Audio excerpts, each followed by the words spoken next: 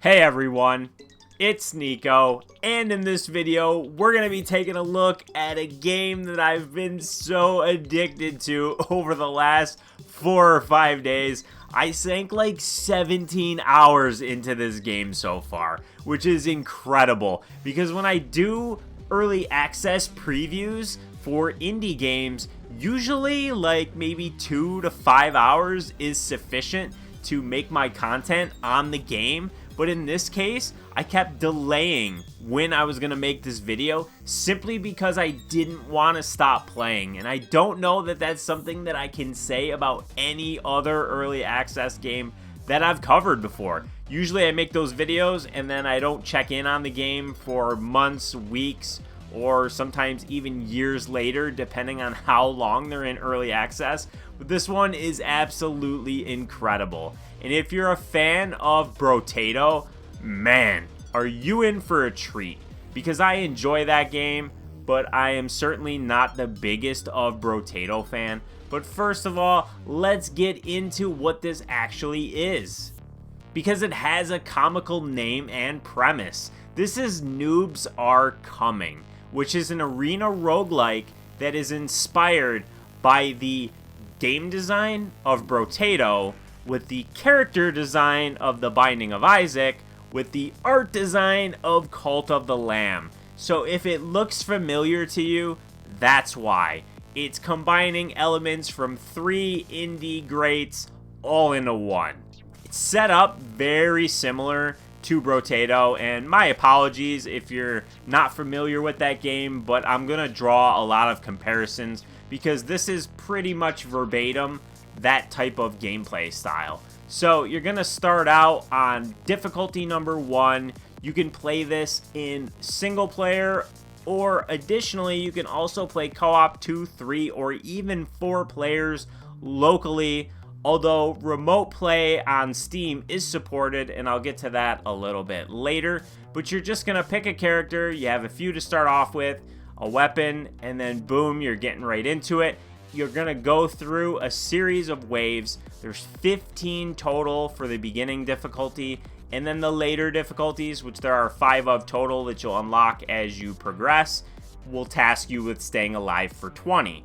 Now, each wave is timed. You eliminate enemies, collect XP orbs, sometimes health potions or XP potions will drop, and once you survive and level up, then you can spend your orbs on upgrades. There's items and weapons. Additionally, you'll also get bonuses most of the time when you level up. There's a lot of variables here because of the sheer amount of characters there are. There are so many, and a lot of them have intricacies that are different than other characters, so they don't all necessarily play exactly that way. Some won't get level up bonuses. Some will be able to carry 6 weapons, which is most of the characters. Others might have more or might have less. There's a lot that goes into this. And that's where a lot of the enjoyment comes from, is the trial and error in learning what the new weapons do and the new characters and trying everything out and trying to come up with the master build and eliminating as many noobs as possible. Because in this game, you are the final boss and your world is being raided by a bunch of players like it's an MMORPG.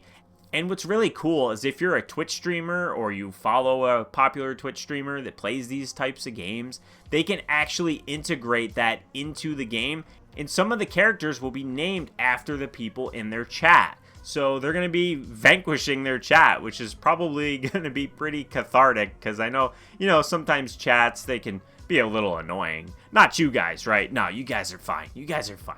But anyways, so that's pretty much the gist of what you're going to do. It's going to just get increasingly more difficult, and you're going to be continuously picking upgrades and trying to survive. You absolutely do not need to even eliminate the mini bosses, I guess we'll call them, on waves 15 and 20, and then there's more if you play endless, but you just have to survive. That's the sole premise in the game, is that you have to survive.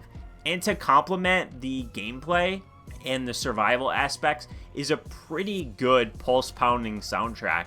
At first, I wasn't too crazy about it, but after 17 hours of playing, it grew on me as I played. And I don't know how I got from not being crazy about it to really enjoying it, but somewhere along the line, it just started to click with me. Maybe it's because I listened to it for so long.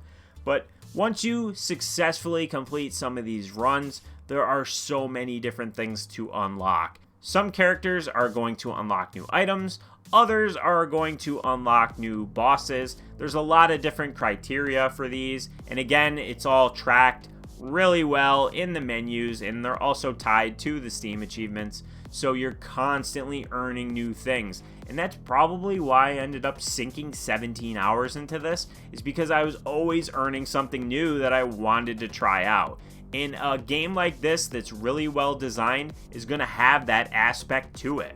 All of the different weapons are so satisfying to use. Sure, there's a few stinkers in there and things I wasn't too crazy about, but not nearly as many things as Brotato, which in that game there was a lot of weapons that I hated and then only a few I liked. Here, almost everything is satisfying to use. You can have so many different types of builds. You want to build where you focus on minions, or turrets, or ranged, or melee. So many different things to tinker with that I'm still going to keep playing this even after I do this video. I'm probably going to play this till I literally 100% the content that's here. But then I'm definitely going to dive back into it because there's so much to do. Now, I mentioned that there is co-op and only local co-op, but it does have Steam Remote Play, which is a feature that I knew existed but just never tried before, and I'm happy to say that it works really well here. I tried it with 3 different friends, playing 2-player co-op 3 different times, and it seemed to run really great. Playing this co-op is a lot of fun, and it introduces an element that's not present in the single player, because if one of the players meets their demise, that's okay. As long as one of you survives the wave, the other will respawn at the end. The only exception to this is a bug tied to the cat character, which is something that I reported to the developer. I did run into a few bugs. I'm not going to dive into them because I reported them all, and this is an early access release from a solo developer, so that's to be expected.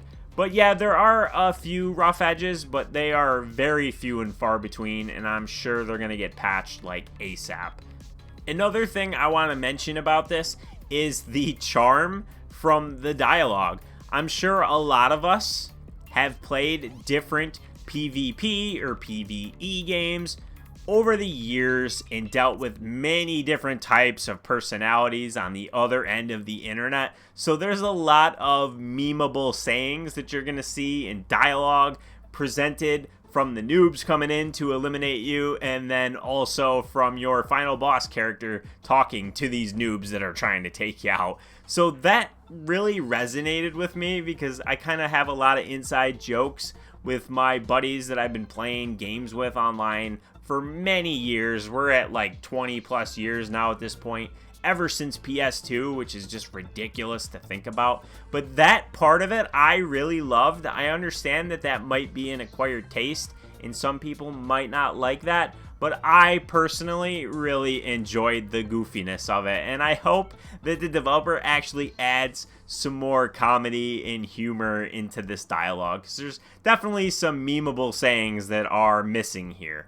So I think that pretty much about wraps it up. I mean, I think I covered everything the game has to offer currently, which is quite a bit, pretty well, and I hope that I fully communicated just how much I enjoy this game. I mean, 17 hours on an early access game to make a preview video. I mean, if you don't see where I'm coming from just from that statement alone, then I don't really know what else to tell you. But there are so many different things that are enjoyable to tinker with in this and mix and match synergies and different weapons and builds and characters, that this is one of those games that I had sink its hooks into me and not let go. And hopefully, if you haven't heard of this before, I've convinced you to pick it up, because this is one of those games that will be an absolute blast if it gets some attention and gets a lot of feedback coming in from players and continues to grow. Early access games really need player support. That's why they're launching in early access. So I'm hoping this one receives it, because I would love to see this expand upon the really solid base game that's currently here. It's an absolute blast. Please check it out. Even if you're not interested in picking it up now, add it to your wish list. Follow the developer on socials or YouTube or whatever. It's a gem of a game, even at this point in its early access period. It's incredible. I don't know what else to say about it other than I need to go do a few more runs. If you have any questions, if there's anything I missed, please let me know in the comments below and I'll definitely get back to you. I'll have a link to the game as well if you're interested in checking it out for yourself. As always, I appreciate you watching. Make sure to like, comment, subscribe, and I'll see you on the next one.